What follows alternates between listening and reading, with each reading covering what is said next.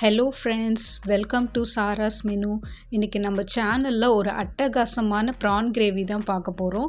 இது சாதத்தோடு பிசைஞ்சு சாப்பிட்றதுக்கு, இட்லி தோசையோடலாம் தொட்டு சாப்பிட்றதுக்கு ரொம்ப டேஸ்ட்டாக இருக்கும். எப்படி பண்ணுறதுன்னு பார்க்கலாம். இதை பண்ணுறதுக்கு முதல்ல சில்லி பேஸ்ட்டு ரெடி பண்ணிக்கலாம். அதுக்கு ஒரு பேனில் 150 ml தண்ணி சூடு பண்ணிக்கோங்க. தண்ணி நல்லா சூடானதும் ஒரு 7லேருந்து 8 காஷ்மீரி மிளகா சேர்த்துக்கலாம். காஷ்மீரி மிளகா சேர்த்தோன்னா கிரேவி நல்லா கலராக வரும். உங்கள்கிட்ட காஷ்மீரி மிளகா இல்லைன்னா சாதா மிளகா ஒரு 5லேருந்து 6 உங்கள் காரத்துக்கு ஏற்ற மாதிரி சேர்த்துக்கோங்க. நல்லா ஹை ஃப்ளேமில் ஒரு 5 நிமிஷம் போல் வேக விடுங்க.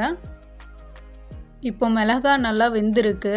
இப்போ ஃப்ளேம் ஆஃப் பண்ணிவிட்டு இதை கம்ப்ளீட்டாக ஆற விட்டுருங்க.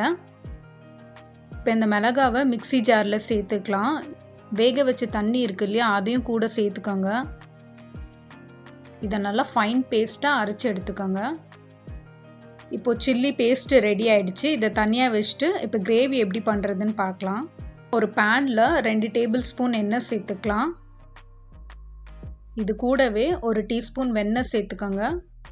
வெண்ணெய் இல்லைன்னா ஒரு டீஸ்பூன் நெய் சேர்த்துக்கோங்க. எண்ணெய் சூடானதும் கரம் மசாலாலாம் சேர்த்துக்கலாம். ஒரு டீஸ்பூன் சீரகம், ஒரு சின்ன துண்டு பட்டை, ஒரு பிரிஞ்சலை, 2 கிராம்பு, 2 ஏலக்காய் இதெல்லாம் சேர்த்து நல்லா பொரிய விடணும். சீரகம் நல்லா பொரிஞ்சதும் வெங்காயம் சேர்த்துக்கலாம்.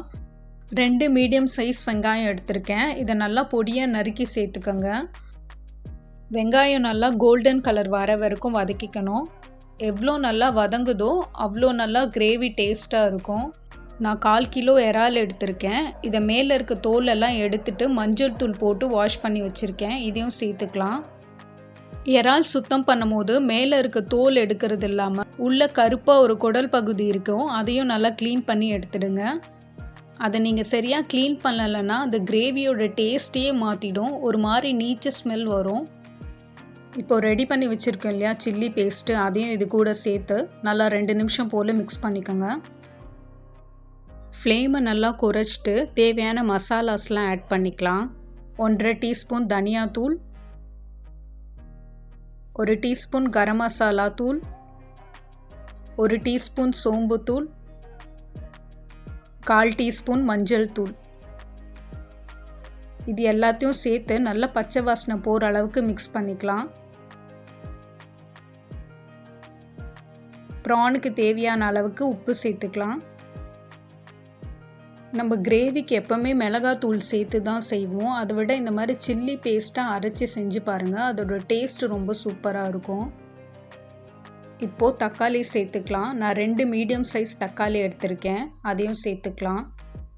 தக்காளியை நல்லா பொடியாக கட் பண்ணி சேர்த்துக்கலாம்.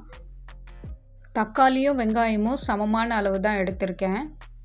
வெங்காயமும் தக்காளியும் நல்லா வதக்கணும். அந்த கிரேவியில் வெங்காயம் தக்காளி இருக்குன்னே தெரியக்கூடாது, அந்த அளவுக்கு இதை வதக்கிக்கலாம். அப்போ தான் கிரேவி நல்லா ரிச் டேஸ்ட்டாக இருக்கும். இப்போது வெங்காயம் தக்காளி நல்லா வதங்கினதும் இது கூட தண்ணி சேர்த்துக்கலாம். உங்களுக்கு கிரேவி எந்த அளவுக்கு வேணும் அப்படின்றத பார்த்து நீங்கள் தண்ணி சேர்த்துக்கோங்க. நான் இன்றைக்கி திக்காக தான் கிரேவி பண்ண போகிறேன், அதனால் கொஞ்சமாக தண்ணி சேர்த்துருக்கேன். இப்போ மூடி போட்டு 5லேருந்து 7 நிமிஷம் லோ ஃப்ளேம்லேயே குக் பண்ணிக்கலாம். இடையில கிளறி விடுங்க, இல்லைன்னா அடி பிடிச்சிடும். இப்போ ப்ரான் வெந்திருக்கா பார்த்துக்கலாம். ப்ரான் நல்லா குக் ஆகிடுச்சு. இதில் இருக்க தண்ணி வத்துற அளவுக்கு ஒரு 2 நிமிஷம் வதக்கிக்கலாம். ப்ரானை பொறுத்த வரைக்கும் ரொம்ப நேரம் குக் பண்ணோன்னா ஒரு மாதிரி ரப்பர் மாதிரி ஆகிடும், பார்த்து குக் பண்ணிக்கோங்க. இப்போ இது கூட ஒரு டீஸ்பூன் மிளகுத்தூள் சேர்த்துக்கலாம். உங்களுக்கு இன்னும் ஸ்பைஸியாக கிரேவி வேணும்னா இன்னொரு ஸ்பூன் கூட சேர்த்துக்கோங்க. கிரேவியை இன்னும் ரிச்சாக மாற்ற ஒரு டீஸ்பூன் கசூரி மெத்தி சேர்த்துக்கலாம். இது எல்லாத்தையும் சேர்த்து நல்லா மிக்ஸ் பண்ணிக்கோங்க.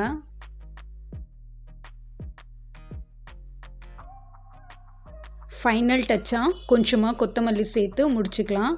அவ்வளோதான், நம்ம சூப்பரான ப்ரான் கிரேவி அட்டகாசமாக ரெடி ஆகிடுச்சு. நான் இதை சாதத்தோடு வச்சு சாப்பிட போகிறேன். நீங்களும் இதே போல் வீட்டில் ட்ரை பண்ணி பாருங்கள். இந்த வீடியோ உங்களுக்கு பிடிச்சிருந்தா மறக்காமல் சாராஸ் மெனுக்கு சப்ஸ்கிரைப் பண்ணுங்கள். தேங்க்ஸ் ஃபார் வாட்சிங்.